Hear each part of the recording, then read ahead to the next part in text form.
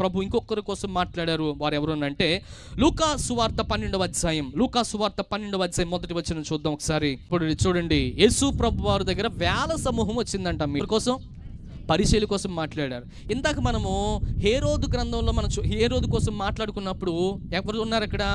పరిసయ్యులు, హేరోదు ఉన్నాడు కదండి. తర్వాత ఎవరికి వచ్చాము? సద్దుకేయుల దగ్గరికి వచ్చాం. కానీ అక్కడ మాట్లాడాడు యేసు ప్రభు వారు. మరలా ఎక్కడ మాట్లాడారు చెప్పంటారా? చెప్పాలి, ఎక్కడ మాట్లాడారు? ఈ గ్రంథంలో సద్దుకేయుల కోసం అయితే ఆయన ఒకసారి మాట్లాడారు, కానీ పరిసయ్యుల కోసం ఎన్నిసార్లు మాట్లాడారు? 2 సార్లు మాట్లాడారు. యేసు ప్రభు వారు నోరు తెరిచి 2 సార్లు ఎవరికన్నా మాట్లాడి 2 సార్లు కౌంటర్ ఇచ్చారంటే మనం చాలా జాగ్రత్తగా గమనించాలి. అంటే వాళ్ళు ఎంతగా పులిసిపోయారు అనేటువంటి విషయం మనకు అర్థమైపోతుంది.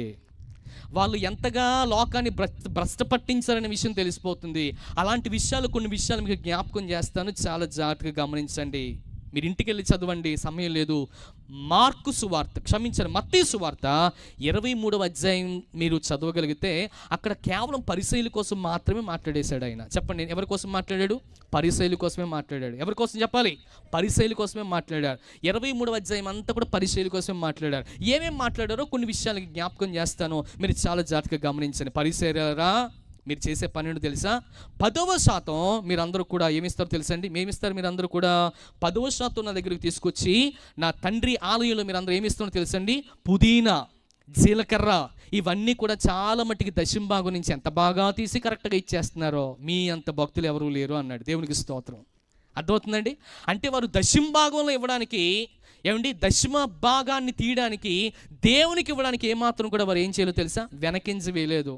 ఏమండి, లోకంలో ఎవరైనా కరెక్ట్గా దశంభాగాలు ఇస్తున్నారని అంటే నాకు తెలిసి ప్రియమైన బిడ్డలారా వాళ్ళే. అందుకని 2 సార్లు మాట్లాడారు దేవుడు. కానీ 2 సార్లు మాట్లాడినా వారికి ఏమండి బయట ప్రపంచంలో ఉన్నటువంటి అనుభవం ఉంది, లోన ప్రపంచంలో ఉన్నటువంటి అనుభవం కూడా ఉంది. కనుకనే ఈ 2 మాటలు ప్రభు 2 సార్లు వారిని ఉద్దేశించి మాట్లాడాడు. కనుక పుదీనా, జీలకర్ర అనేటువంటి అవి కూడా మీరు ఇస్తూ ఉన్నారు. ఇంకో మాట అన్నాడు, హృదయము నిండిపోయిన తర్వాత. చూడండి, మన హృదయం బాగా నిండిపోయింది అనుకోండి, ఏం మాట్లాడుతుంది? నోరు మాట్లాడుతుంది. కనుక వారు హృదయం బాగా నిండిపోతున్నప్పుడు ఆటోమేటిక్గా ఏం మాట్లాడుతుంది చెప్పమంటారా? నోరు మాట్లాడుతుంది. ఏమేమి మాట్లాడారో ఒకసారి జ్ఞాపకం చేస్తాను. వారు ఎలాగ మాట్లాడారో జ్ఞాపకం చేస్తాను. ఏ సబ్జెక్ట్ మీద మాట్లాడారో కొన్ని విషయాలు జ్ఞాపకం చేసి నేను వాక్యాన్ని ముగింపులోకి తీసుకుని వస్తాను. చాలా జాగ్రత్తగా గమనించారు. మొట్టమొదటిగా యేసు ప్రభువు ఒక రోజు అన్నారు, ఒరేయ్ మీరందరూ కూడా ఎలా ఉన్నారు తెలుసా? దశంభాగాలు ఇవ్వడానికి సూపర్. మీరందరూ కూడా ఎలా ఉన్నారు తెలుసా? అద్భుతంగా ఉన్నారు. కానీ మీరు సున్నం కొట్టిన సమాధులుగా ఉన్నారని అడుకోండి. ఏమి ఇచ్చాడంటే టైటిల్? సున్నం కొట్టిన. మొన్నే జరిగింది. దేవునికి స్తోత్రం కదండి. మన మన మన మన కలిగినటువంటి మన యొక్క బంధువులందరి దగ్గర, లేకపోతే మన కలిగినటువంటి రక్త సంబంధికులందరి దగ్గరికి మనం వెళ్ళొచ్చు. అవునా కదా? దేవునికి స్తోత్రం. ఇప్పుడు చూడండి, నిజంగా చెప్పండి, సున్నం కొట్టిన సమాధులు ఎప్పుడు కొడతారు సున్నాలు? కరెక్ట్గా చెప్పాలంటే ప్రియమైన బిడ్డలారు గమనించండి, ఆ ముందు రోజో లేకపోతే ఆ రోజు రాత్రి వెళ్ళిపోయి తెల్లవారుజామున మళ్ళీ వెళ్ళి అక్కడ కొవ్వొత్తులు వెలిగించి దండలేసి, ప్రియమైన బిడ్డలారు అక్కడక్కడ ఏదో చీపురులు ఏం చేస్తారు మన వాళ్ళందరూ కూడా చేస్తూ ఉంటారు. చూడండి, అంటే సున్నం కొట్టిన సమాధులు అప్పుడప్పుడు మాత్రమే ఉంటాయి. సమాధికి చాలా అందంగా తయారవుతుంది. కానీ ఆ 300 ఎన్ని రోజులు? 65 రోజులు పక్కన పెడితే 365 రోజులు కూడా ఎవరు పట్టించుకోరు. దేవునికి స్తోత్రం. ఎందుకు తెలుసా? వారు ఎందులోకి వెళ్ళిపోయారంట? సమాధులు. అంటే దేవుని ఆరాధించే విషయంలో కానీ, దేవునికి దశంభాగం ఇచ్చే విషయంలో కానీ మీరు సూపర్. కానీ నిజంగా చెప్పాలంటే మీరందరూ కూడా మీ భక్తి జీవితం ఎలా ఉంది అని అంటే పులిసిపోయినటువంటి సున్నం కొట్టిన సమాధుల్లో ఉండిపోయింది. మీ భక్తి ఎవరికి కావాలన్నాడు. దేవునికి స్తోత్రం. ప్రియమైన బిడ్డలారా, మొట్టమొదటిగా అన్నాడు. కనుక మన భక్తి కూడా ఎలా ఉండాలో తెలుసండి? ఏదో ఆ రోజునేది మనం సమాధులకి ఏం చేస్తాం తెలుసా? సున్నం వేసే సమాధులకి ఏదో కొట్టేసి వచ్చేసేటువంటి వారంగా ఉండకూడదని గమనించండి. నిజంగా బయట కొట్టే ప్రయోజనం ఉందండి. ఉన్నప్పుడు గట్టిగా కొట్టుకోం, ఉన్నప్పుడు ఏమైనా మంచిగా ఉండం, ఉన్నప్పుడు అన్నీ కూడా ప్రియమైన బిడ్డల పులిసిన పరిస్థితుల్లో ఉండిపోతాం. కానీ ఈ రోజున చనిపోయినటువంటి పరిస్థితులు మనం చూడగలిగితే చాలా భయంకరమైనటువంటి పరిస్థితి. నిజంగా అందులో ఏం జరుగుతుందనేటువంటి విషయమే మనకు తెలియదు. బ్రతుకున్నప్పటి వరకే బంధాలు బాంధవ్యాలు, చనిపోతే ఎవరు కాదు. ప్రియమైన బిడ్డలారు గమనించండి కదండి, ఈ లోకం ఆ పరిస్థితిలో ఉంది. కానీ ప్రభు మాట్లాడాడు. ఏమన్నాడు తెలుసా? సమాధిలో మీ ప్రాణాలని కూడా నేను విమోచిస్తున్నాను, కరుణా కటాక్షాలను మీకు నేను నీతి కిరీటాలుగా దయచేస్తున్నాను. ఎవరు చెప్పగలుగుతారు ఈ మాట? చెప్పలు కూడా దేవుని నామమున పరచండి. మీరు అనుకుంటున్నారేమో ఉన్నప్పుడే మనం చూసుకుంటాం, లేనప్పుడు మాత్రం ఏమంటే అప్పుడప్పుడు సంవత్సరానికి ఒకసారి వెళ్ళి ఏదో హాజరు పెట్టించుకొని వచ్చేటువంటి వారంగా ఉన్నామేమో. కానీ వాక్యం చూడగలిగితే ఏమంటే లోన జరుగుతున్నటువంటి ప్రక్రియ అంతటిని కూడా క్షుణ్ణంగా గమనించేటువంటి దేవుడు అంట. ఆయన కరుణిస్తున్నాడంట, కటాక్షాన్ని వారికి నీతి కిరీటాలుగా దాస్తున్నాడంట. ఎవరి కోసం మాట్లాడుతున్నాడో చెప్పమంటారా? చనిపోయినటువంటి వారి కోసం మాట్లాడుతున్నాడు. కనుక మనం ఏం చేయబడాలంటే ఇక్కడ అంటున్నటువంటి మాట, సున్నం కొట్టినటువంటి సమాధులుగా మనం ఏమాత్రం కూడా ఉండకూడదు. ఎవరున్నారు ఇప్పుడు? చెప్పాలి, ఎవరున్నారు చెప్పండి, చెప్పాలి త్వరగా. పరిసయ్యులు ఉన్నారు. కనుక పరిసయ్యులాగా మనం ఉండకూడదు. ఏదో పైపైన మేకప్లా ఉండకూడదు, పైపైన పికప్ లాగా ఉండకూడదు, పైపైన చేసేటువంటి ఆర్భాటాల్లా ఉండకూడదు. సంఘం ఏం చేసింది? పౌలు లేనప్పుడు చెప్పాలి ఏం చేసింది? పెత్తనం చేసింది. పైపైన ఉండకూడదు. పౌలు లేనప్పుడు ఏం చేసింది? పెత్తనం చేసింది. ఏమండి? తర్వాత ఎవరు లేరు? పేతురు లేనప్పుడు ఏం చేసింది? పెత్తనం చేసింది. తర్వాత అపోలో లేనప్పుడు ఏం చేసింది? ఎవరు లేరు, మందే రాజ్యం. ప్రియదేవుని బిడ్డలారా గమనించండి, పైన ఆకాశం ఒకటి ఉంది, ఆకాశం మీద సింహాసనాసీనుడు ఒక ఆయన ఉన్నాడు. ఆయన చూస్తున్నాడు, మన ప్రతి అంతరంగాల్ని పరిశీలిస్తున్నాడు. మనుషులు ఉన్నప్పుడు ఎలా ఉంటున్నావు, సేవకులు ఉన్నప్పుడు ఎలా ఉంటున్నావు, సేవకులు లేనప్పుడు ఎలా ఉంటున్నావో నిన్ను చూస్తున్నాడు. అందుకనే ఆగరమ్మే పేరు పెట్టేసింది, చూచుచున్న దేవుడు అయ్యా అని. దేవుని నామానికి మహిమ కలుగును గాక. కదండి, ఈ రోజున చూస్తున్నాడు, నిన్ను చూస్తున్నాడు, నన్ను చూస్తున్నాడు. నీ పరిస్థితులను కొట్టిన సమాధుల్లాగా పరిశీలగా ఏమాత్రం కూడా ఉండకూడదు. ఇకపోతే రెండోదిగా అంటున్నాడు చూడండి, ఒక రోజునంట ప్రియ దేవుని బిడ్డలు గమనించండి, సంఘం విస్తరిస్తూ వెళ్ళిపోయిందంట. వారందరూ ప్రసంగాలు చేస్తూ వెళ్ళిపోతే 3000 మందికి వెళ్ళిపోయిందంట. పేతురు ప్రసంగం చేసినప్పుడు ఎంతమందికి వెళ్ళిపోయింది? 3000 మందికి వెళ్ళిపోయింది. వెళ్ళిపోతూ ఉంటే వాళ్ళందరూ కూడా వారి యొక్క చిరాస్తులు చరాస్తులన్నీ తీసుకుని తెచ్చి ఎవరి దగ్గరికి ఎట్టేశాడు? అపోస్తుల యొక్క పాదాల దగ్గర పెట్టేశారు. పెట్టేసిన తర్వాత వారందరూ తీసుకొచ్చి రావడం వింటున్నారంట. వీళ్ళు చూస్తున్నారంట. వీళ్ళు చూసి కొన్ని రోజులకు అనుకున్నారంట. ఏమనుకున్నారో తెలుసా ప్రియ దేవుని బిడ్డలారా? ఇలా సంఘము అభివృద్ధి పొందుతుంది, సంఘం 3000 మందికి బాగా విస్తరించిందంట. అందులో అననీయ సఫేరాలు కూడా ఉన్నారు. వీరేం చేశారో తెలుసా? పొలాన్ని అమ్మేశారు. కానీ అమ్మినటువంటిది ఏమో సగమేమో దాసేసి సగం ఏం చేశారు చెప్పండి? సేవకుల దగ్గరికి తీసుకొచ్చారు. ఎవరి దగ్గరికి? పేతురు గారి దగ్గర తీసుకొచ్చారు. తీసుకొచ్చి ఇప్పుడు అంటున్నారు, అడిగారు ఆయన, అమ్మ నువ్వు ఎంతమందికి అమ్మావా? ఎస్, మేము ఎంతవరకు మాత్రమే అమ్మామంటున్నారు. దేవునికి స్తోత్రం. కాసేపు ఏమో బ్యాంకులో వేసేసారు. దేవునికి స్తోత్రం. ఇది మాత్రమే తెచ్చారు. ఎలా ఉన్నారు చెప్పండి? అక్కడేమో సున్నం కొట్టినటువంటి సమాధుల్లా కలిగినటువంటి ఆత్మలు కలిగి ఉన్నారు వారందరూ. ఎక్కడేమో సగం దాచేసుకొని చెప్పాలి, సగమేమో దోచేసి లోన పెట్టేసేటువంటి వారుగా ఉన్నారు. అననీయ సఫేరాలా ఉన్నారు. చూడండి, అంటే ఇక్కడ పరిసయ్యులు మనకి ఎలా కనిపిస్తుందో తెలుసా? ఎలా కనిపిస్తున్నారు? పూర్తిగా ఇచ్చేటువంటి వారుగా లేరు ప్రియదేవుని బిడ్డలారా. అలనాడు ప్రియదేవుని బిడ్డలారా గమనించండి, వారు చరాస్తులు అమ్మి దేవునికి ఎంతో ధారాళంగా ఇస్తే వీరు మాత్రం ఇచ్చేటువంటి వారుగా లేరు, కానీ దోచుకునేటువంటి వారుగా ఉన్నారు. అందుకనే ప్రభు 2 సార్లు వారితో మాట్లాడారు. మీరెవరో తెలుసా? దోచుకునేటువంటి వారు. ఎవరో తెలుసా ప్రియదేవుని బిడ్డలారా? సున్నం కొట్టిన సమాధులు అని చెప్పాడు. ఇకపోతే మూడోదిగా, ఒక రోజున వ్యభిచారంలో ఒక స్త్రీ పట్టబడిందంట. పట్టబడిందా? తెలుసు కదా అందరికీ, పట్టబడింది. చెప్పండి, వ్యభిచారాన్ని నిజంగా చెప్పగలిగితే ఒక స్త్రీ ఒక పురుషుడు చేసేటువంటిది వ్యభిచారం. బాగా వినాలి. పురుషుడిని వదిలేశారండి కదండి, అన్యాయంగా దొరికేసిందని ఆ స్త్రీని, ఆ తల్లిని తీసుకొచ్చేసారు. తీసుకొచ్చి ఎవరు అనుకుంటున్నారు?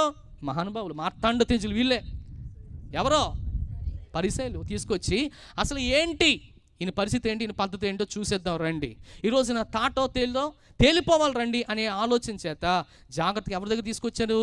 యేసయ్య దగ్గర తీసుకొచ్చి నిలబెట్టేశారు. ఇదిగో ఏం చేస్తావు వచ్చాయి, ఏదో ధర్మశాస్త్రం అంటున్నావు కదా, నెరవేర్చడానికి వచ్చానంటున్నావు కదా, ఏమి నెరవేరుస్తావో చూస్తానని చెప్పేసి ఆయన పాదాల దగ్గర పాడేశారు. అంత తీసుకెళ్ళి చూశాడు ఆయన.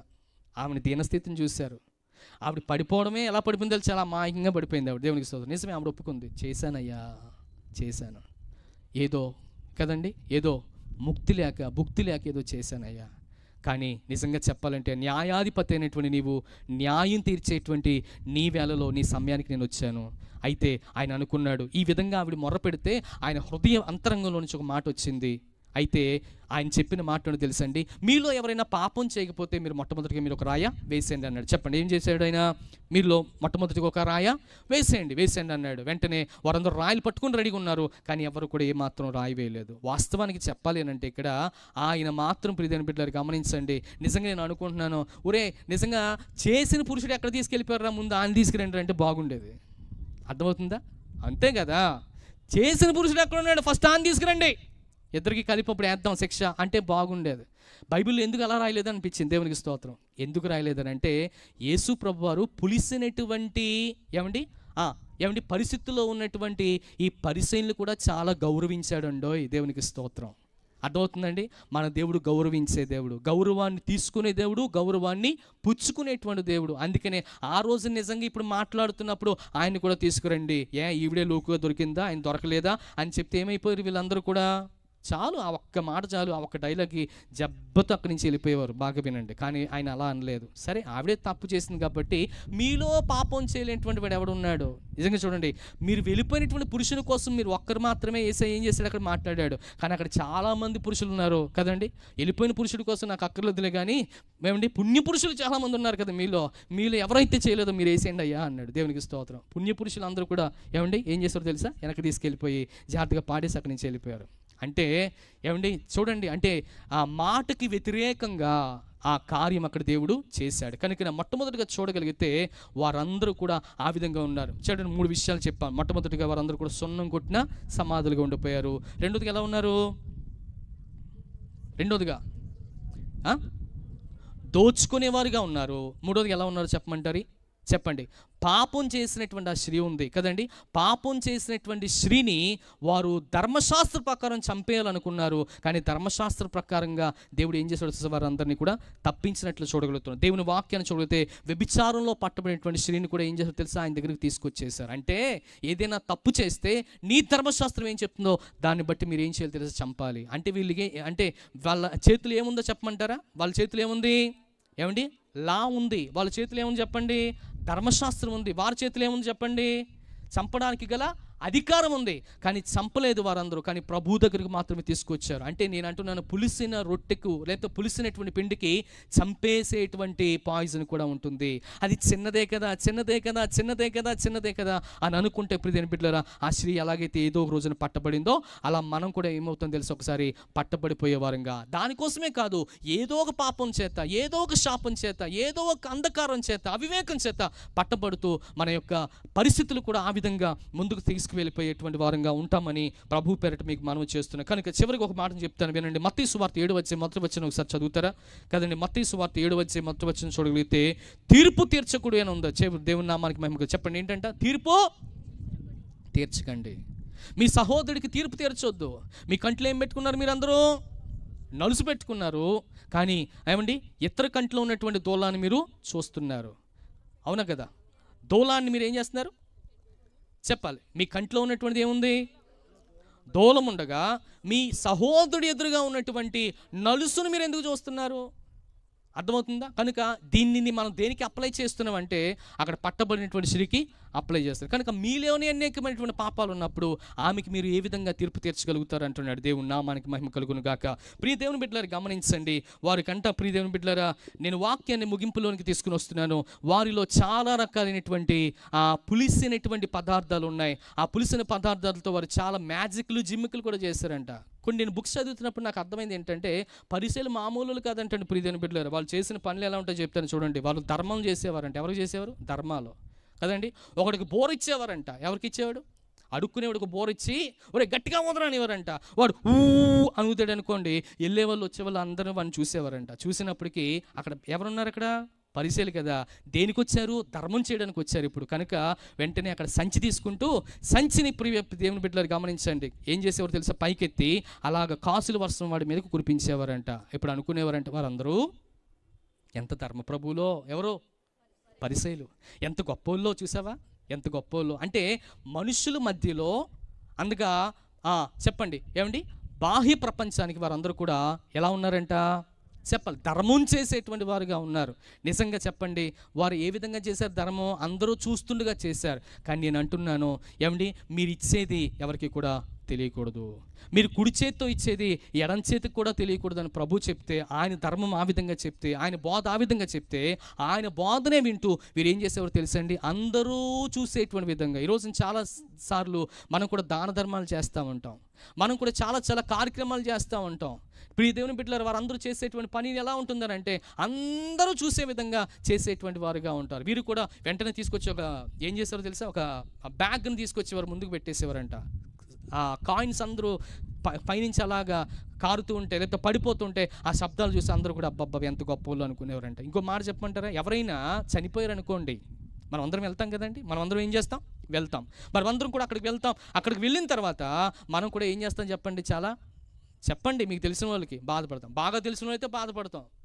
అదే మన స్నేహితుడు అనుకోండి, కుమిలిపోతాం. ఇంకా బాగా కొంచెం దూరంగా అనుకోండి, దూరంగా వెళ్ళి అలా నించుంటాం. కనీసం సానుభూతి కొనకి వెళ్తాం. కనీసం మీలాంటి మనసు కూడా లేదంటే అందుకని 2 సార్లు రాశాడు ఆయన కోసం. దేవునికి స్తోత్రం. ఎందుకో తెలుసండి, వాళ్ళు ఎవరైనా చనిపోయారని తెలుసుండి వారి ఇంటికాడ అంటండి వాళ్ళు వేసుకునేటువంటి అంగీలు ఉంటాయంట. చెప్పండి ఏంటంటే, వాళ్ళకి ఒక యూనిఫామ్ ఉంది. ఎవరికి? పరిసయ్యులకి. ఆ యూనిఫామ్ని జాగ్రత్తగా ఏం చేస్తారో తెలుసా? ఏం చేస్తారంట? విప్పేసుకుంటారంట. చూడండి, అంటే దారాలతోనే ఉంటుంది, బాగా లూజ్ చేసుకుంటారంట. ఏం చేస్తారు? లూజ్ చేస్తారు. ఇప్పుడు నాకు ఇక్కడ కుట్టేశారండి. చెప్పండి ఏం చేశారు? నేను బాగా వేసుకుని అనుకోండి, ఇది ఎలా అంటే ఏం చేస్తుంది చెప్పండి? ఊడిపోయి వచ్చేస్తుంది. అవునా కదా? వాళ్ళు వేసుకునేటువంటి అంగీలు అలా ఉన్నాయంట. ఎవరైనా చచ్చిపోతే ఆటోమేటిక్గా వారు అక్కడికి వెళ్ళి ఇంటికాడే వారి బట్టలన్నీ కూడా లూజ్ చేసుకుంటూ అక్కడికి వెళ్ళి ప్రియని బిడ్డారా ఒక వేరే లెవెల్లో చింపేసుకుని ఏడ్చేసేవారంట. దేవునికి స్తోత్రం. అంటే ఎవరిని మప్పించడానికి? ఈ మాట విన్నప్పుడు మా కాలనీ ఉందండి, ఒక కాలనీ ఉంది. నేను ఒక కాలనీలో ఉంటున్నాను. దయచేసి గమనించండి. మా కాలనీలో ఎవరైనా చనిపోతే ఆ రోజున రాత్రి అంతా ప్రియమైన పిల్లలు గమనించండి, ఆయనకి ఇష్టం ఉందో లేదో తెలియదు కానీ భజనెట్టేస్తారండి అక్కడ. మా ఫ్రెండ్స్ 2-3 ఉన్నారు అక్కడ. మీ చర్చిలో డ్రమ్ ఉందా, ఒకసారి ఇస్తావా అన్నాడు. ఒక బాబాయ్ ఎక్కడికంట ఇప్పుడు లేపుతారు పాపం. దేవునికి స్తోత్రం.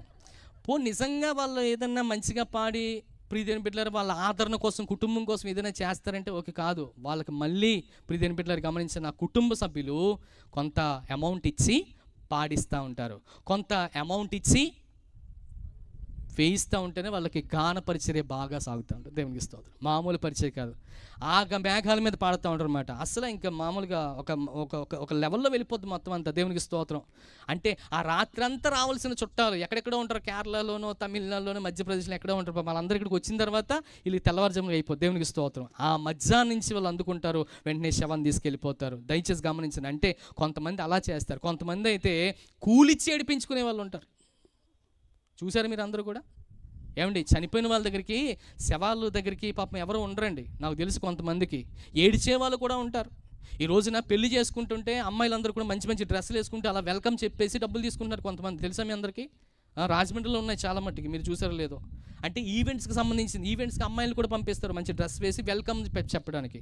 కొంతమందినేమో పూలు చల్లడానికి, కొంతమంది చాలా చాలా చంపిస్తారు. అలాగే మీరు కూడా బాగా గమనించుకొని చనిపోయిన వాళ్ళ దగ్గరికి యాడడానికి ఎవరన్నా ఉన్నారా? ఎంతగా ఉండదు కదా ఇది వినడానికి.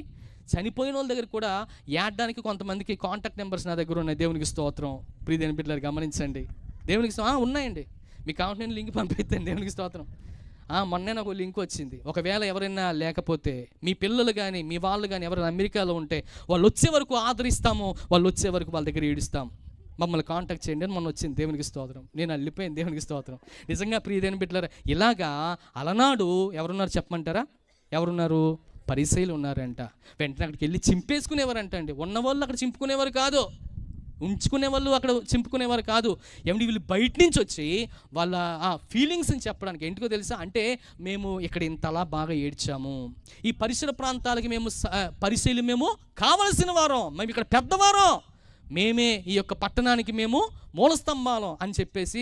ఇప్పుడు మనం ఏమనుకుంటాం? అబ్బా పెద్ద వాళ్ళు అందరూ వచ్చి మా నాన్న కోసం, మా అమ్మ కోసం, మా బాబు కోసం, మా అందరి కోసం ఏం చేశారో తెలుసా? ఏడ్చారు. అబ్బబ్బబ్బా ఎంత గొప్పలు వచ్చారు అని అనుకోవడానికి వారందరూ కూడా ఆ విధమైనటువంటి ఫీలింగ్ పెట్టుకున్నారండి. దేవుని నామానికి మహిమ కలుగును గాక. ప్రియదేని బిడ్డలారా, ముగిస్తున్నాను, గమనించండి. కనుక హేరోదు అండ్ పులిసిని పిండి మనం చూడగలిగాము. రెండోదిగా సద్దుకైల యొక్క పులిసిన పిండిని మనం చూడగలిగాం. మూడోదిగా పరిసయ్యుల యొక్క ఏమండి పులిసిన పిండి కోసం చూడగలిగాం. హేరోదు పిండి దేనికి సాదృశ్యంగా ఉంది అని అంటే పాపానికి ఏమండి చెప్పండి సాదృశ్యంగా ఉన్నటువంటి పిండి కనిపిస్తుంది. ఇక్కడ ఉన్నటువంటి సద్దుకైల పిండి దేనికి సాదృశ్యంగా కనిపిస్తుంది అంటే, పులిసినటువంటి పిండి దేనికి సాదృశ్యంగా కనిపిస్తుంది అంటే చెప్పాలి, మీరే చెప్పాలి. దేనికి? ఏమండి? అవిశ్వాసానికి, ముఖ్యంగా అపనమ్మకానికి, దేవుని మీద నమ్మకం లేకపోవడానికి వారందరూ ఏం చేస్తుందో తెలుసా అండి? ఆ విధమైనటువంటి కార్యాలు చేశారు. అందుకనే దేవుడు ఉన్నాడని మనం నమ్మాలి. ఏమండి? దేవుడు ఎలా ఉన్నాడో తెలుసా అండి? విశ్వాసమునకైనా కర్త ఉన్నాడని నమ్మాలి. విశ్వాసం ద్వారా మాత్రమే మనం ఆయన చేరుకోగలుగుతాం అని హెబ్రీయులకు రాసిన పత్రికలు మనం చూడగలుగుతున్నాం. ఇకపోతే మూడోదిగా మనం చూడగలిగితే చివరిగా అక్కడ మాట్లాడుతున్నటువంటి ఒకే ఒక మాట పరిసయ్యుల కోసం మాట్లాడుతున్నాడు. ఏమైనా మాట్లాడుతున్నాడు పరిసయ్యుల కోసం అంటే, పరిసయ్యులు అందరూ కూడా ఎలా ఉన్నారో తెలుసా? వేషధారుల వలె ఉన్నారు, వేషధారులే ఉన్నారు. కనుక ఈ రాత్రికాల సమయంలో దేవుడు మూడు విషయాలు మనతో మాట్లాడాడు. మొట్టమొదటి విషయం ఏంటంటే మనము పాపంలో ఉండకూడదు. రెండోదిగా మనం అందరం కూడా ప్రియమైన బిడ్డలారా అపనమ్మకం అనేటువంటి విశ్వాసంలో ఉండకూడదు. మూడోదిగా మనం అందరం కూడా ఎలా ఉండకూడదు తెలుసా? వేషధారుల వలె ఉండకూడదు. కాబట్టి ఈ పాపము, రెండోదిగా అపనమ్మకము, అవిశ్వాసము, ఈ యొక్క వేషధారణ, ఈ మూడు కూడా భయంకరమైనటువంటి పులిసినటువంటి పిండితో సమానము. గమనించండి. ఇప్పుడు ఫ్రిడ్జ్లో పెట్టినటువంటి పిండి అయితే నిజంగా పులిస్తే నీ నాలుగుకి చేదైపోతే పాడేస్తావు. బాగా వినాలి. కానీ ఇది పాడేయడానికి ఏంటో తెలుసా? ఇది శరీరం. ఇది పాడేయడానికి ఏంటో తెలుసా? ఆత్మ. ఈ శరీరాన్ని, ఆత్మను నీవు భక్షించుకోలేవు, నువ్వు చంపుకోలేవు. అది నిన్ను ఏం చేస్తుంది తెలుసా? రాను రాను రాను రాను రాను రాను బీపీ, ఏమిటి షుగర్ ఉన్న వాళ్ళకి తెలుస్తుంది. కాళ్ళు తీసేస్తారు, చేతులు తీసేస్తారు, మొండుని తీసేస్తారు. అది ఆటోమేటిక్గా వెళ్ళిపోతుంది. నాకు తెలిసినటువంటి చాలామంది ప్రియమైన బిడ్డలు గమనించండి. చిన్న బొట్టనెల కదా అనుకున్నారు, పాదం తీసేశారు, తర్వాత వేలు తీశారు, తర్వాత ఇక్కడ తీశారు, తర్వాత ఆ 2-3 సంవత్సరాల తర్వాత ఇంకొక కాళ్ళు కూడా తీశారు. చివరికి మొండుతో కూడా చనిపోయినటువంటి వారు నాకు తెలుసు ప్రియమైన బిడ్డలు. చూసారా? చిన్నదే కదా. రాయి తగిలిందంట, రాయిలో నుంచి ఇంకో రాయి వెళ్ళి ఆయన్ని కదిపిందంట, ఆయనకి తెలియలేదంట, స్పర్శ లేదంట. ఆటోమేటిక్గా కొన్ని రోజులకి ఏమైందో తెలుసా? మొత్తం తీసేశారు. నువ్వు చిన్నదే కదా అనుకుంటున్నావేమో, ఆ పాపం చిన్నదే కదా అనుకుంటున్నావేమో, లేకపోతే ఆ యొక్క అవిశ్వాసం దేవుని దగ్గరికి వచ్చినప్పటికీ కూడా, ఇన్ని భక్తి చేసినప్పటికీ కూడా నీ అవిశ్వాసం చాలా చిన్నదేమో అనుకుంటున్నావు, చిన్నదిగానే చూస్తున్నావేమో. అంత మాత్రం కాకుండా మూడోదిగా మనం గమనించగలిగితే మనం అందరం కూడా ఒకవేళ వేషధారుల వలె ఏదో వెళ్ళిపోతున్నటువంటి వారుగా ఉన్నామేమో. దయచేసి గమనించండి. ఈ రోజున అన్నాడు, వేశ్యనైనా క్షమిస్తాను. అందుకని వాళ్ళ ముందే అన్నాడు అది కూడా. నేను వేశ్యనైనా క్షమిస్తాను, కానీ వేషధారిని క్షమించనని ఎవరికి చెప్పాడైనా? చెప్పాలి. ఎవరు చెప్పాడు? పరిచయులు కాదు, పరిచయులు పక్కనే ఉన్నారు. అంటే డైరెక్ట్గా ఆయనకి వేయలేకుండా శిష్యులకి వేసేసాడు ఆయన. దేవునికి స్తోత్రం. శిష్యులకి వేసి నేను వేసినా క్షమిస్తాను. మనం క్షమించాను కదా? క్షమించానా లేదా? చెప్పండి. పట్టబడిన స్త్రీని ఏం చేశారు? క్షమించానా? వేసినా క్షమిస్తాను, కానీ వేషధారిని క్షమించానంటే పక్కనే ఉన్నారు అందరూ. వాళ్ళకి అంటికిపోయింది. దేవునికి స్తోత్రం. దేవుని బిడ్డలారా, దేవుని నామానికి మహిమ కలుగును గాక. కనుక దేవుని వాక్యాన్ని నేను చివరికి నేను ముగిస్తున్నాను. అది ఏంటంటే 5వ అధ్యాయం చూడండి. 1 కొరింథీయులకు రాసిన పత్రిక 5వ అధ్యాయము రండి 8వ వచనం ఒకసారి చదువు. 8వ వచనం చివరి వచనం. గనుక పాతదైన పులిపిండితోనైనను దుర్మార్గతయు దుష్టత్వమును, పులిపిండితోనైనను, చూడండి ఏంటంట? పాతవైన దుర్మార్గతయు దుష్టత్వము. ఈ లోకంలో మనల్ని ఏడుబడి చేస్తుంది రెండే. ఏమేమి వెలుబడి చేస్తున్నాయి చెప్పండి? ఏంటండి చెప్పాలి? పులిపిండి ఎందుకు పులిసి పెట్టేస్తే చెప్పండి? పులిపిండి ఎందుకు పులిసి పెడుతుంది? బాగా లోపల ఫ్రిడ్జ్లో పెడతారు కాబట్టి బాగా పులుస్తూ ఉంటుంది. అలాగే మన హృదయంలో కూడా ఏమండి దుర్మార్గత, మన హృదయంలో కూడా ఇంకోటి ఏందో తెలుసండి? దుష్టత్వము. ఇవి బాగా లోన్ ఉంటే కొన్ని రోజులకి చెప్పక్కర్లేదు అంటే ఏమవుతుందో తెలుసా? అది కూడా పులిసిపోతూ ఉంటుంది. పులిసిపోయి పులిసిన పిండితోనైనను కాకుండా, కింద అన్నాడు, ఏమన్నాడు తెలుసండి? మనం ఎలా ఉండాలంటే పులిసని పిండితో కాకుండా ఉండాలంట. పులిసిన పిండి ఎలా ఉంది చెప్పండి? దుర్మార్గత, దుష్టత్వంతో కలిసి ఉంది పిండి. ఇప్పుడు పిండి లేనిదిగా ఉండాలంటే ఎలా ఉండాలంటే నిష్కపటమును సత్యమును పులియని రొట్టెలో పండుగగా మనం అందరం కూడా ఆచరించుదాం అన్నాడు. దేవుని నామానికి మహిమ కలుగును గాక. ఇప్పుడు మనం ఎలా ఆచరించాలి చెప్పండి? దేవుని మందిరానికి వచ్చిన తర్వాత, దేవుని మందిరంలో ఉన్న తర్వాత, సేవకులున్నా సేవకులు లేకపోయినా, అక్కలున్నా అన్నలున్నా, ఎవరున్నా ఎవరు లేకపోయినా, నా దేవుడు ఉన్నాడు. నా దేవుని ఎదుట నేను ఎలా ఉండాలో తెలుసా? చెప్పండి. ఎలా ఉండాలి చెప్పనా? నిష్కపటముగా ఉండాలి,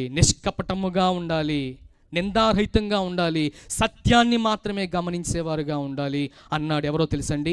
పౌలు మహాశయుడు. ఎవరికి రాశాడు అనంటే కొరింథీ పట్టణానికి రాస్తున్నాడు. అలా ఉండండి రా అబ్బాయి, అప్పుడు ఉంటే చాలా ధన్యులు. ఒకవేళ లేదని మీరు కూడా ఎవరిలాగా? హేరోదులాగా.